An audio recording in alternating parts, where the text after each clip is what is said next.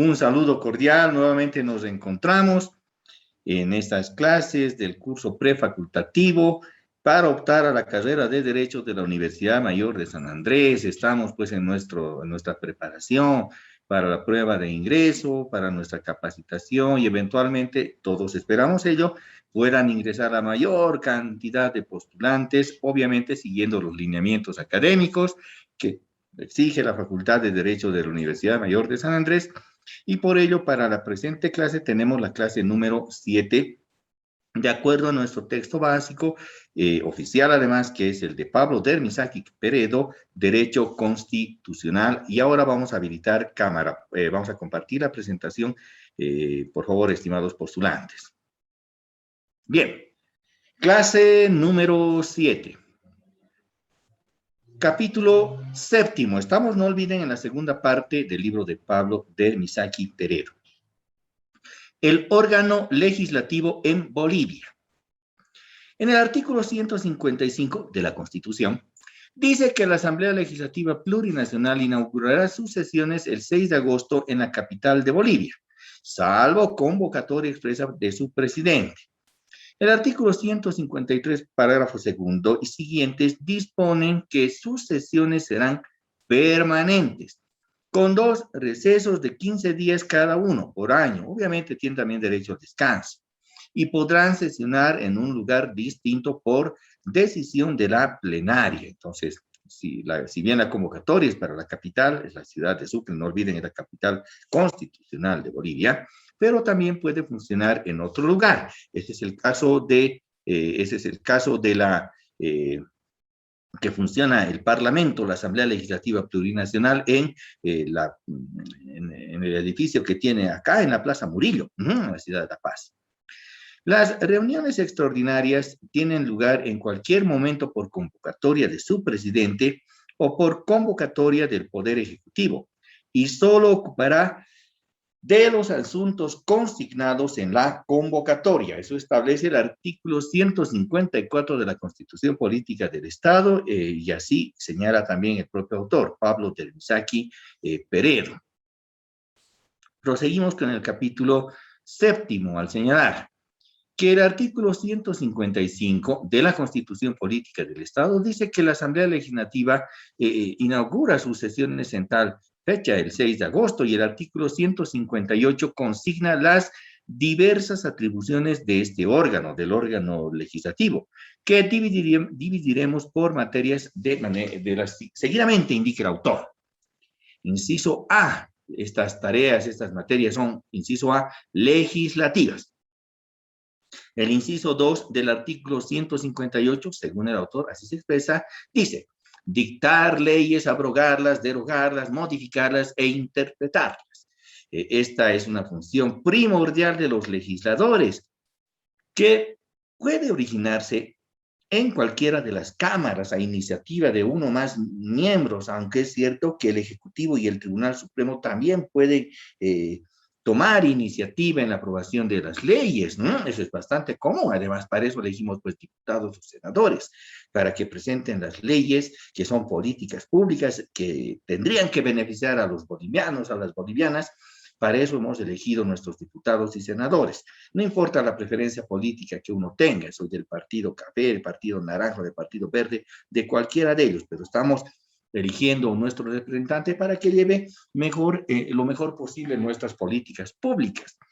Y también los ciudadanos tenemos derecho a la iniciativa, a redactar nuestro proyecto de ley. Por más descabellado que fuere, es parte del ejercicio democrático. Claro que las funciones legislativas, y por eso se llama Asamblea Legislativa Plurinacional, son las principales que debe cumplir todo parlamento, en este caso la Asamblea Legislativa Plurinacional, que debe hacer legislar, emitir leyes.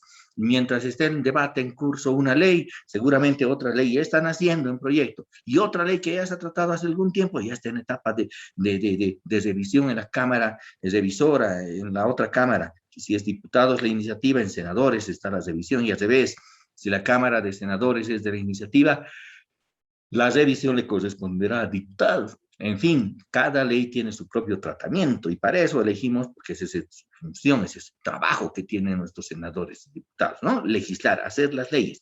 Y por eso tenemos que tener cuidado también que nuestros diputados y senadores guarden todas las condiciones como para cumplir las labores de ser buenos legisladores. En eso sí tenemos que ser bastante cuidadosos y recomendar, porque teniendo mejores legisladores, sin lugar a dudas, vamos a tener también mejores leyes.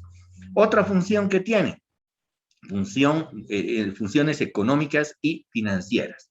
El inciso 23, estamos hablando del artículo 158, faculta a la Asamblea que, a iniciativa del Ejecutivo, cree o modifique impuestos de competencia del nivel central del Estado. Impuestos. Claro que ese es un tema que debe estar establecido y especificado por ley. El requisito que de esta materia el legislativo actúe a iniciativa del Poder Ejecutivo fue introducido a partir de la Constitución de 1945, durante el gobierno de Villarroel, la Constitución de 1945. Presidente mártir, le dicen, porque luego fue, bueno, colgado y ahí está su farol en la Plaza Murillo. Ese nuestro presidente fue también el que se dedicó a una reforma a la Constitución y estableció estas funciones económicas dentro de la Constitución. La reforma fue, además, en su momento muy criticada en su oportunidad por entenderse que se despojaba a los representantes nacionales de sus derechos que les correspondía, dejando al Ejecutivo la dictadura financiera. Hoy entendemos que no había sido así, sino que de veras que el órgano ejecutivo, a través del Ministerio de Economía y Finanzas, es el mecanismo técnico correspondiente para concentrar el presupuesto. Vaya como los tiempos cambian, ¿no? Y ahora sí, tenemos clara la exposición. Las personas de 1945 no han entendido. También tiene atribuciones político-administrativas en el inciso C, señala Dermisaki. En materias administrativas, a la Asamblea le corresponde aprobar la creación de nuevas unidades territoriales, señalando sus límites. ¿Qué es esto de las unidades territoriales? Bueno, son los departamentos. ¿Tienen límites departamentales? Tienen. El departamento de La Paz colinda al norte con el departamento de Pando. Al noreste va a colindar con el departamento de Beni, al sureste va a colindar con el departamento de Cochabamba y al sur colinda con el departamento de Oruro. Al occidente norte limita con la República del Perú y al occidente sur limita con la República de Chile. Esa es la ubicación, por ejemplo, del departamento de La Paz, el único departamento que tiene límites sin tener extraños, es decir, fuerzas o países externos, es el departamento de Cochabamba, porque todos sus límites son otros departamentos del país. Es el único que está realmente al centro del país por su ubicación. Bien. Y esa definición de materia de unidades territoriales le corresponde a la Asamblea Legislativa. Si se quiere crear un municipio, o si se va a dividir un municipio en dos, no sé, este municipio ya no queremos que sea, necesitamos mayor administración, es muy grande el espacio territorial, no queremos, o sea, a veces se pelean también. ¿Y quién tiene que crear ese nuevo municipio como una unidad territorial? La Asamblea. Inclusive, en teoría, tiene la función de crear nuevos departamentos, porque también son unidades territoriales. Recordemos que el último departamento a haberse creado en Bolivia es en 1938, el departamento de Pando. Notarán que esa es una función propia de la Asamblea Legislativa Plurinacional. Además, tiene por función autorizar la enajenación de bienes de dominio público, controlar y fiscalizar a la administración pública y a las empresas públicas y mixtas. Eso quiere decir que donde hay economía, donde hayan bienes del Estado y se quiera transferir una calle, por ejemplo, una plaza, no, sí que tiene que tener una autorización por ley de la Asamblea Legislativa. Caso contrario, se meten en un problema muy gigante las autoridades, y bueno, hay algunas personas y autoridades que no conocen bien de esto del manejo de los bienes, y sin embargo están en esa posición. También tiene atribuciones en política internacional nuestra Asamblea Legislativa. ¿Cómo? Bueno, la dirección y ejecución de la política internacional le corresponde al Ejecutivo. Constitucionalmente nos indica Dermisaki y tiene razón. Pero como los tratados y los convenios con otros estados afectan a toda la nación, a todo el país, El legislativo debe ratificarlos para que tengan vigor, eso indica el inciso 14 del artículo 158. Obviamente que sin esa aprobación, pues no tendría ningún valor un tratado internacional. La base para que la credibilidad y la puesta de fe del Estado es que tengan que estar reconocidos o aprobados por la Asamblea Legislativa Plurinacional, y así de manera expresa indica Pablo Dervisaque al referirse a estas labores de política internacional. También tiene labores militares la Asamblea Legislativa. ¿Cómo?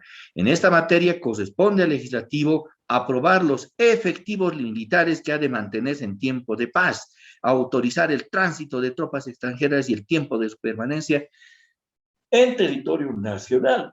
Van a decir, ley del presupuesto general del Estado para el siguiente año, ¿no? Se autoriza que van a tener tantos efectivos las Fuerzas Armadas divididas en Ejército, Fuerza Aérea y Armada Boliviana. Entonces, en ese momento están aprobando la cantidad de efectivos militares que van a tener estas fuerzas, llámese los oficiales, los suboficiales y sargentos, la tropa y hasta inclusive los premilitares. Premilitares no necesariamente son parte del servicio militar obligatorio, pero sí son una parte de las Fuerzas Armadas. Todo ello tiene que estar en una ley que indique que van a tener aproximadamente tal cantidad. Es por eso que algunas veces les rechazan o en el servicio militar o en el servicio premilitar a nuestros amigos, a nuestros parientes. Y uno dice, ay, qué malvados, qué perversos. No, es que existen también limitaciones presupuestarias. Eso tenemos que entender claramente. Cuando hemos prestado el servicio militar, ya habían unos camaradas que se llamaban supernumerarios. Y ellos pues esperaban que alguno deserte para ocupar la plaza. ¿Por qué? Porque no tenían una cama destinada o un plato, un caneco que le llaman el jaso, en fin. ¿Por qué? Porque había habido pues limitaciones de efectivo que lo aprueba la Asamblea Legislativa. No había sido tan fácil como nosotros que pensábamos que el sargento era malvado o el teniente también. No, no, no. Había sido que ahora sí conocemos que por mandato de la Constitución esto está aprobado por ley de la Asamblea Legislativa. Además, que cuando una fuerza, un Estado extranjero quiere introducir tropas militares extranjeras a nuestro territorio, fuerzas militares, incluso sin armas, no es necesario que estén armadas, necesitan tener la autorización de nuestra Asamblea Legislativa para determinar primero la autorización de su ingreso, ¿no? Primero, y segundo, para decir el tiempo de su permanencia. Ustedes notarán que hay desfiles del Bicentenario y otros que han llegado ejércitos del exterior, de nuestros vecinos, de Brasil, de Argentina, de Paraguay, de todo lado llegaron al desfile del Bicentenario de los departamentos. Y uno dice, ¿y cómo están pues portando sables, inclusive algunos mosquetes antiguos? Para eso necesitaron que la Asamblea Legislativa autorice el tránsito. Dirán, si se permite el ingreso de las tropas para demostración en un desfile de honor de tal fecha y su duración será de, no sé, 3 días, 2 días, ellos ya verán cuánto tiempo les autorizan. Imagínense que una tropa ingrese en territorio nacional, tropa. ¿Qué vamos a entender nosotros? Si los chilenos pasan la frontera boliviana, los peruanos pasan la frontera boliviana, los brasileños pasan la frontera boliviana, vamos a entender como una invasión. Por eso es que la Asamblea Legislativa Plurinacional, según Dermisaki, tiene que tomar caución y tutela respecto a esos hechos. Capítulo 8. Cámara de Diputados y Senadores. Condiciones de la representación popular. ¿Qué tienen que cumplir quienes quieren optar a ser senadores o diputados? A eso se refiere. La representación popular está sujeta constitucionalmente a los siguientes términos, plazos y condiciones. Desde la Constitución vigente se elige 4 senadores por departamentos. En nuestra Constitución de 2009 son 4 por departamento, por eso 4 por 9, que son los departamentos, son 36 senadores. Ese es el motivo. Pero antes, en la Constitución derogada, y desde 1938 habían sido 3 senadores, e incluso antes de las antiguas constituciones de Bolivia eran solo 2 senadores. Miren, hemos ido avanzando porque, claro, es innegable que Bolivia también ha ido creciendo en población, y si más crece en población, pues obviamente que tenemos derecho a mayor representación también. Las condiciones de elegibilidad son las mismas, así como la edad fijada de 18 cumplidos al día de la elección para los senadores y para los diputados. Ahí podemos tener un senador de 18 años, claro que sí, o un diputado o una diputada de 18 años, claro que sí, porque eso manda la Constitución para poder habilitarse, simplemente ser ciudadanos. Ahora otra cosa es que tengan la formación y la capacidad. Probablemente eso no van a contar por más que sea electo a esa edad. Me parece muy difícil, es posible, pero muy difícil o poco probable que pueda existir aquello. Los candidatos a diputados y senadores deben ser propuestos por un partido político o por agrupaciones ciudadanas o pueblos indígenas originarios campesinos en la forma que determina la ley del órgano electoral. LEE significa ley del órgano electoral. Artículo 46 son las abreviaturas que utiliza el autor del libro oficial que venimos transmitiendo. Capítulo octavo, proseguimos. Otras condiciones son las de no tener pliego de cargo ejecutoriado, es decir, deudas declaradas ejecutoriadas con el Estado, ni sentencia ejecutoriada en materia penal. Una sentencia en materia penal por algún delito de acción pública, pues limita al ejercicio de la ciudadanía. Hablar dos idiomas oficiales, indica el artículo 234 de la Constitución. Los que ocupen cargos directivos en empresas que tengan contratos con el Estado y los que ocupen cargos electivos de designación o de libre nombramiento, así como los miembros de las Fuerzas Armadas o de la policía, efectivos, ¿no? Si son efectivos, no pueden participar, tendrán que, no sé, pedir un permiso especial, una baja, no entiendo el régimen, porque no está especificado, pero eso sí que no tienen que ser parte en ese momento oficial de las Fuerzas Armadas o de la policía. También los ministros de cualquier culto religioso que no renuncien 3 meses antes de las elecciones no podrán ser elegidos asambleístas.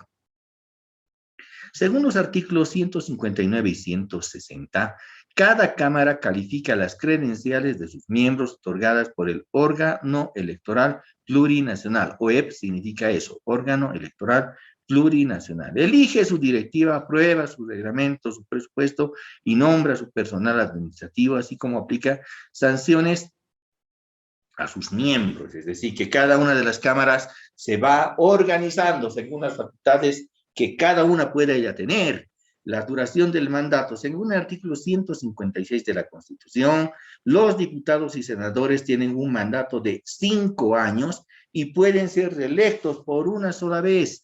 Antes de la Constitución de 1967, los senadores duraban 6 años y se renovaban cada bienio por tercias partes. Bueno, es un sistema anterior a nuestra Constitución en que había mayor duración y se renovaban cada cierto periodo. Nuestro sistema, los diputados y senadores se eligen y duran 5 años.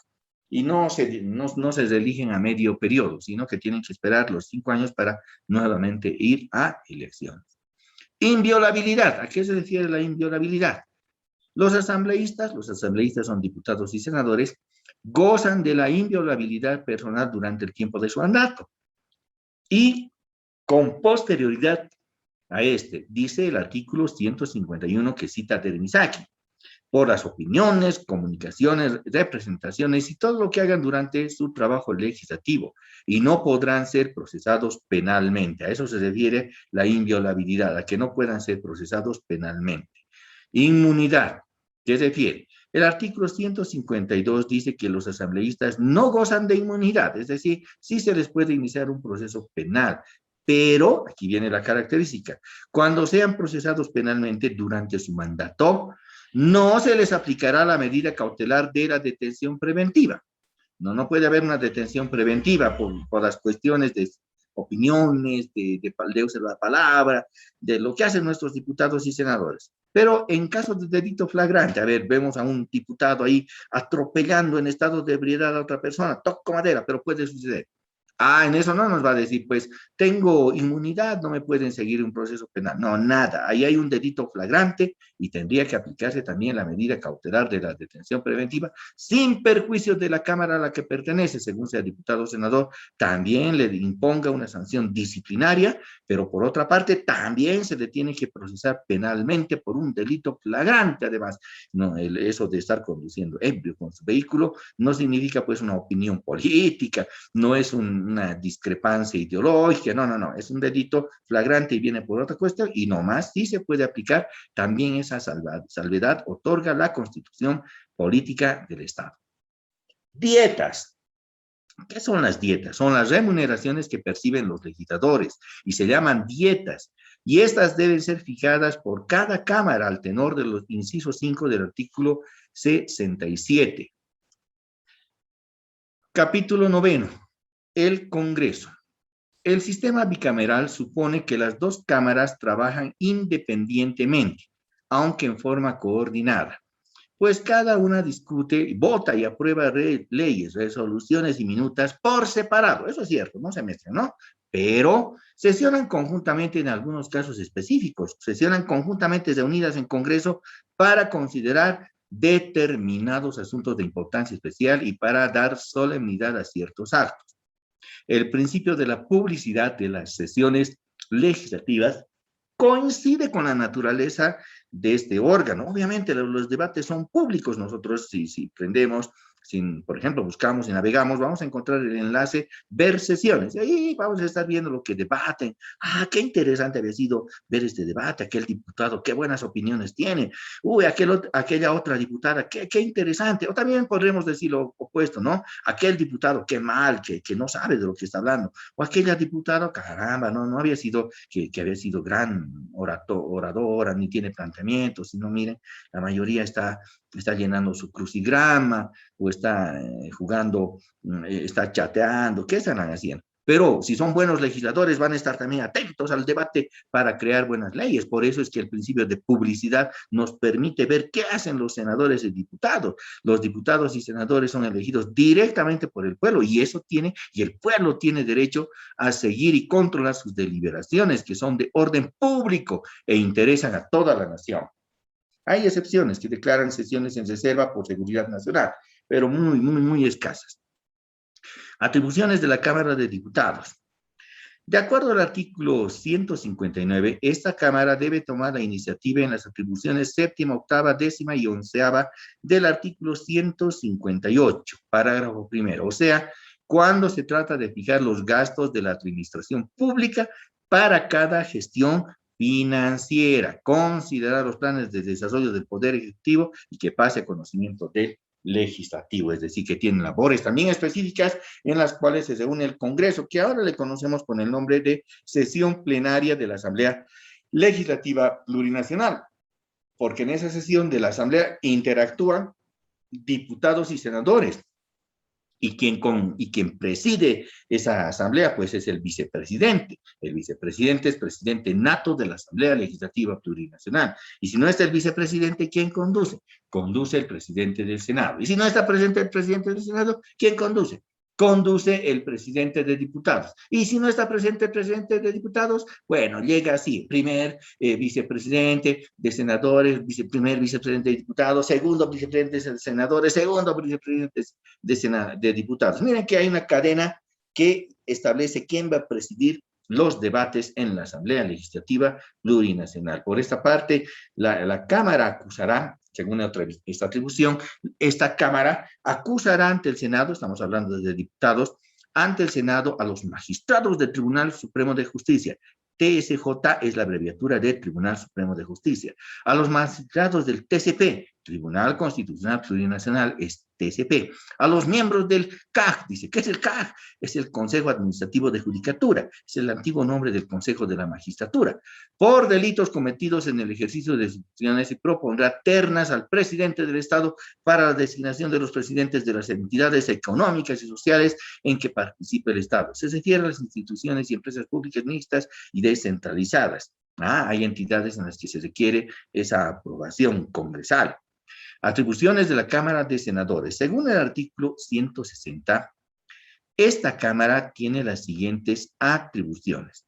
En primer lugar, inciso 6, conocer las acusaciones que le presente la Cámara Baja, es decir, la Cámara de Diputados, contra los ministros del TSJ, Tribunal Supremo de Justicia, y a otros magistrados, juzgándolos en única instancia e imponiéndole las sanciones, responsabilidades y consiguientes por 2/3 de votos de los senadores concurrentes. Es decir, que también tiene labores judiciales, se convierte en una especie de tribunal, un tribunal colegiado. Todos los senadores son son el tribunal. ¿Y quién va a ejercer de acusador? El representante de la Cámara de Diputados, una especie de fiscal. Y la defensa, ¿puede haber una defensa? Claro, el acusado, el magistrado que esté procesado en este juicio de responsabilidades contra altos cargos de magistrados, va a ser el que se defienda. Yo he sido uno de los abogados que ha defendido a un magistrado hace un par de años, poco más, al magistrado Gualberto Cosi, junto con otros abogados, dos más, aparte de mi persona, hemos defendido y estado en juicios de responsabilidades en la parte de la defensa. Y claro, es batallar contra la mayoría y bueno, remar contra los presidentes no es fácil, pero sí se puede hacer. Para eso nos entrena la facultad también. Para eso tenemos la formación de la Universidad Mayor de San Andrés. Corresponde también al Senado decretar honores públicos a quienes lo merezcan por servicios eminentes a la nación. Cuando a alguien le van a dar una condecoración, al ciudadano Pérez, ciudadano Juan Pérez Mamani, ¿qué ha hecho? No sé, ha creado algo novedoso, un robot, un aeroespacial, no sé, ha hecho un invento a favor de la humanidad y además reconocida es Bolivia por ello. Caramba, cómo no darle el merecido homenaje? ¿Quién tiene que hacer eso? El Senado de Bolivia, para rendir los homenajes correspondientes. Nuestro profesor Jaime Escalante nos ha hecho quedar muy bien en el sistema mundial y particularmente en Estados Unidos. Hay escuelas que llevan su nombre, Jaime Escalante. ¿Quién era ese señor? Era un profesor de matemáticas, hasta una película se ha hecho de su vida, que enseñaba matemáticas a personas que no conocían la matemática, no solamente matemática avanzada, se llama cálculo. Y fue connotado, en ese caso correspondía y le otorgaron el reconocimiento por parte del Senado. Pero seguimos con el capítulo 9. Debe asimismo aceptar, estamos hablando de senadores, o negar en votación secreta los ascensos propuestos por el Poder Ejecutivo a los cargos de general de ejército, de fuerza aérea, de división, de brigada, de contraalmirante, vicealmirante y almirante de las Fuerzas Armadas de la Nación. Es decir, los cargos jerárquicos de nuestras Fuerzas Armadas son votados por el Senado en votación secreta y reservada, de acuerdo a unas listas que ha pasado el presidente a través del Ministerio del Ramo. El Ministerio de Defensa dice, estos son los candidatos para ser general, general de brigada, de división de fuerza, del ejército, de la fuerza aérea, y contraalmirante, vicealmirante y almirante de la Armada Boliviana. Tendrán seguramente sus méritos y les corresponderá también. Son personas que toda su vida se han dedicado a esa formación y obviamente que debe reconocerse esa su preeminencia, eso de ser primero de curso, a veces algunos desde abanderado del colegio militar, desde incluso primer año, pues mantienen esa condición y llegan, claro, a ser comandantes generales de sus fuerzas y de las Fuerzas Armadas. Y esos ascensos, pues, los aprueba el Senado. Bien, ahora, esta atribución fue originalmente consignada en la Constitución de 1880, en la Constitución de Narciso Campero, en Bolivia, pero fue suprimida en 1938 por el tema de que Daniel Salamanca, nuestro presidente en la guerra del Chaco, pues se creía verdadero conductor, se creía un estadista militar, una especie de estratega militar, pero era simplemente un abogado. Y claro, la gran parte de la guerra del Chaco nos fue mal, porque había unas ciertas controversias entre nuestro presidente y los comandantes sucesivos comandantes de nuestro ejército, el general Hans Kuhn, el general Osorio y por último el general Peñaranda. Entonces, bueno, eso se resolvió con la Constitución de 1938, pero aunque fuese puesta en el Congreso de 1947, debido a que la eliminación había dejado un vacío, que los organismos castrenses, pues en esos periodos tenían problemas en estos ascensos.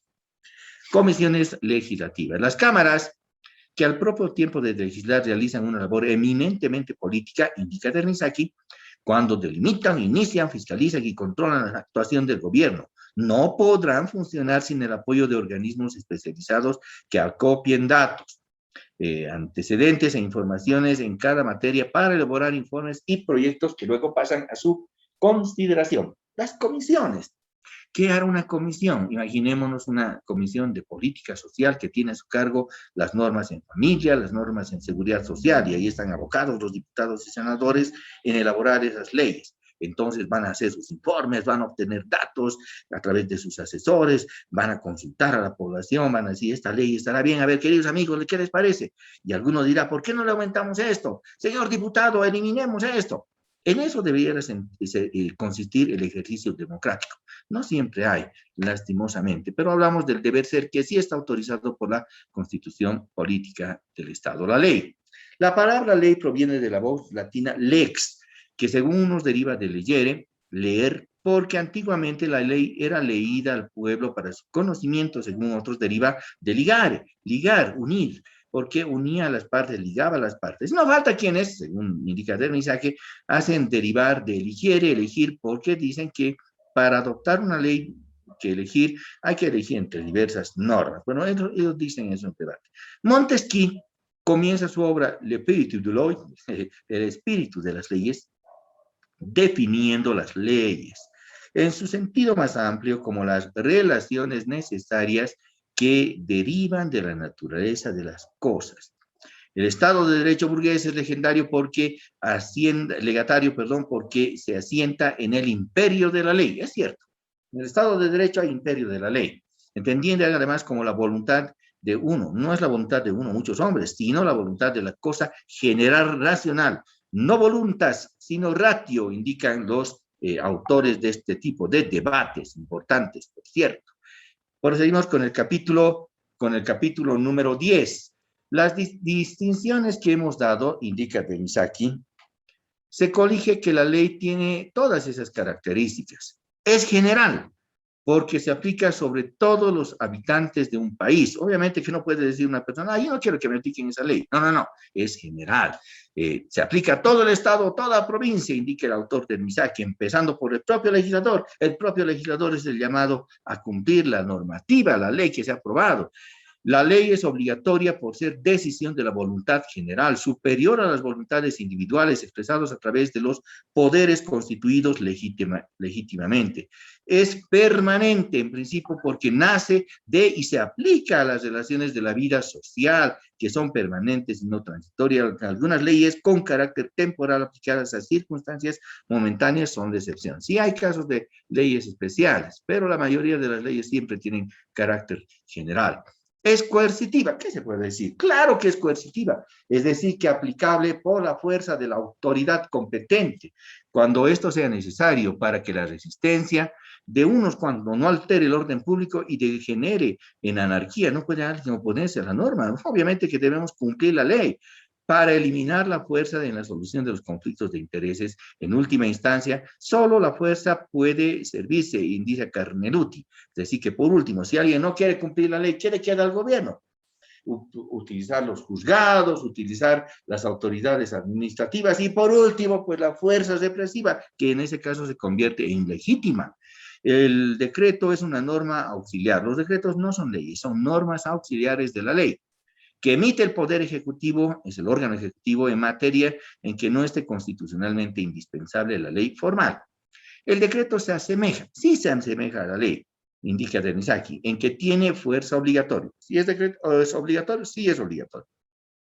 General y permanente, pero difiere de la ley en cuanto a que el órgano del que emana, obviamente la ley emana del órgano legislativo, el decreto del órgano ejecutivo, y que no establece derechos y obligaciones propiamente, sino los medios para hacerlos valer. Eso es lo que establece la ley, el decreto supremo, los medios. No establece derechos propiamente porque por el concepto de legislación delegada que corresponde al capítulo 9, vamos a entender que los órganos ejecutivo y judicial tienen una función coadyuvante, colegisladora, con la iniciativa de las leyes y códigos que pueden proponer al legislativo.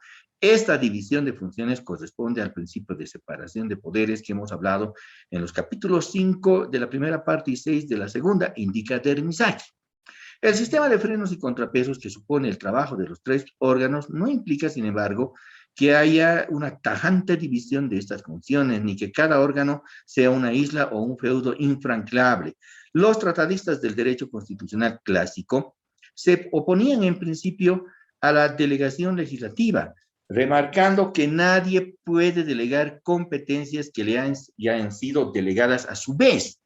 En este caso, el legislativo deriva sus poderes del soberano. De ahí nacen. ¿Quién es el soberano? Es el pueblo. Al menos eso indica el artículo 7 de la Constitución Política del Estado. En muchos países de Europa y en América han cobrado carta constitucional en forma de cooperación entre el legislativo y el ejecutivo, por el cual este último es autorizado por acuerdo a legislar en casos de urgencia sobre materias de capital importancia para la vida nacional, de suerte que el poder de administrador del ejecutivo pueda afrontar sus responsabilidades oportunamente según los requerimientos respaldados por el legislativo y sin usurpar funciones de este. En el análisis de esta manera hace García Enterría parte de la reserva legal, así se llama. ¿Qué es la reserva legal? Materias reservadas a la ley. Solo por ley se pueden hacer. En que se asienta dos principios: el que la jerarquía normativa, obviamente la ley es jerárquicamente superior al decreto, y en la congelación de rangos. El legislativo, más bien, el decreto no puede pues, pretender ser mayor a la ley. El principio del contrarius actus supone que una norma nueva tenga por lo menos un rango normativo igual al de la norma o normas que se propone sustituir e innovar.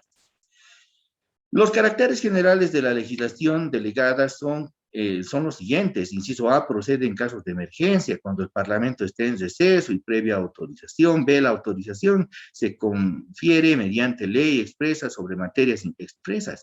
No hay delegación implícita en general por las constituciones relativas a los poderes públicos, a los derechos fundamentales y a las libertades públicas. Pues obviamente no se van a arreglar esas materias por decreto, sino por ley. García Pelayo, un célebre autor, agrega que aunque los tribunales de justicia y las autoridades locales y las corporaciones ejercen también poderes de legislación delegada, en el caso del gabinete esta delegación puede alcanzar tal amplitud que se llegue a la verdad de una sustitución genuina de la función del Parlamento. Menciona en casos citados report, que es citado por Dermisaki. En cuanto al órgano ejecutivo, este órgano de gobierno se llama así porque es el encargado de ejecutar, hacer cumplir las leyes y las sentencias emitidas por los otros, el legislativo y judicial respectivamente. Las funciones de gobierno son políticas y administrativas. Entre las primeras políticas están los de colegislar, manda proyectos de ley. Entre las funciones administrativas, obviamente, tiene a cargo de llevar la administración pública. Cada forma de Estado tiene sus ventajas e inconvenientes. La forma unipersonal favorece a la celeridad, sin ninguna duda, pero la unidad y la toma de decisiones circunscribe a la responsabilidad, degenera también fácilmente en el autoritarismo. Tendría que ser un gobernante demasiado sabio como para tomar decisiones sin apoyo de nadie. Proseguimos con el capítulo 12. En Bolivia ha habido varios casos de ejecutivos colegiados hechos, por ejemplo, que sucede únicamente en los casos de golpes de Estado, como fue de Fernández, Achá y Sánchez, que derrotó a Linares en 1861, cita de Misaki.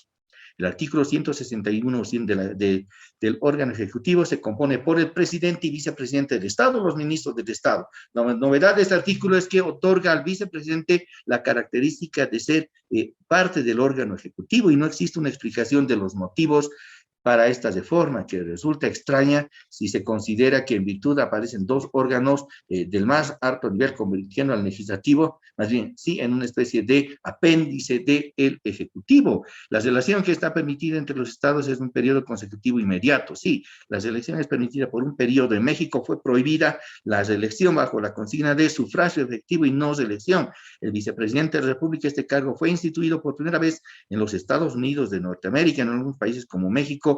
No existe un vicepresidente como tal, el Congreso nombra a uno que va a cumplir esas labores y muchas veces se ha dicho que este cargo es innecesario o meramente decorativo, que lejos de cooperar con el presidente constituye un elemento de perturbación.